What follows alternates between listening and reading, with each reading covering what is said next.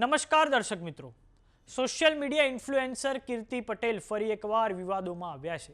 જૂનાગઢના ભવનાથ ખાતે મૃગીકુંડમાં કીર્તિ પટેલે ડૂબકી લગાવતા ભારે વિવાદ સર્જાયો છે. કીર્તિ પટેલે ભગવા વસ્ત્રો પહેરી મૃગીકુંડમાં સ્નાન કરતા સાધુ સંતોમાં ભારે નારાજગી જોવા મળી છે. જો કે ત્યારબાદ તંત્રને ધ્યાને આવતા કીર્તિ પટેલને ત્યાંથી દૂર કરવામાં આવ્યા હતા. હવે આ સમગ્ર મામલે જૂનાગઢના ધારાસભ્ય સંજય કોરડિયાનું નિવેદન સામે આવ્યું છે, જેમાં તેમના દ્વારા કહેવામાં આવ્યું છે કે શિવરાત્રિના પવિત્ર દિવસે રાત્રે રવેડી પૂર્ણ થયા પછી તમામ સાધુ સંતો મૃગીકુંડની અંદર શાહી સ્નાન કરતા હોય છે. એમાં સંતોની સ્નાન કરવાની પણ પરંપરા છે. કાલે જે બનાવ બન્યો છે એ બનાવ ગંભીર છે. એની અંદર જોગવાઈ મુજબ કાર્યવાહી કરવી જોઈએ. આ મામલે તપાસ કરવા માટે કલેક્ટર અને એસપીને પણ કહેવામાં આવ્યું છે, કારણ કે સંતોની પરંપરા તૂટે નહીં તે માટે દરેક ભારતીયની જવાબદારી છે. તો આવો સાંભળીએ ધારાસભ્ય સંજય કોરડિયાએ કીર્તિ પટેલના વિવાદને લઈને શું કહ્યું છે.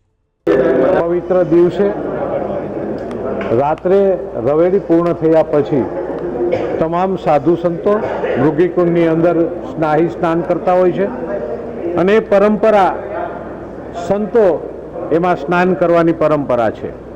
એટલે કાલે સાધુના સ્વરૂપમાં એના કપડાની અંદર જે રીતે બનાવ બન્યો છે એ બનાવ ગંભીર છે અને એની અંદર જે પણ જોગવાઈ મુજબ કાર્યવાહી કરવી જોઈએ એમના માટે તંત્રને કલેક્ટરશ્રી અને એસપીસીને કીધું છે કે એની તપાસ કરી અને યોગ્ય કાર્યવાહી કરવામાં આવે, કારણ કે આ સંતોનો મેળો છે, સંતોની પરંપરા છે, એટલે સંતની પરંપરા તૂટે નહીં.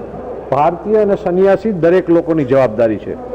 અને આપ જોઈ રહ્યા છો કે 25 લાખથી વધુ લોકો આ 5 દિવસની અંદર મેળાની અંદર પુણ્યનું ભાથું બાંધવા આવ્યા હતા અને શાહી સ્નાન સમયે હજારો સંતો સમગ્ર દેશમાંથી આવ્યા હતા.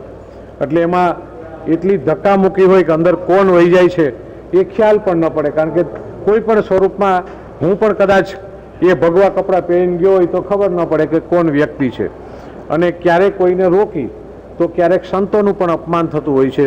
તો એ બધી વસ્તુની અંદર પણ મર્યાદા દરેક વ્યક્તિએ જાળવવાની છે. એટલે જે પણ ઉલ્લંઘન થયું છે, જે પણ સંન્યાસ પરંપરાને જે ખેંચ પહોંચી છે એમના માટેની યોગ્ય કાર્ય કરવામાં આવશે.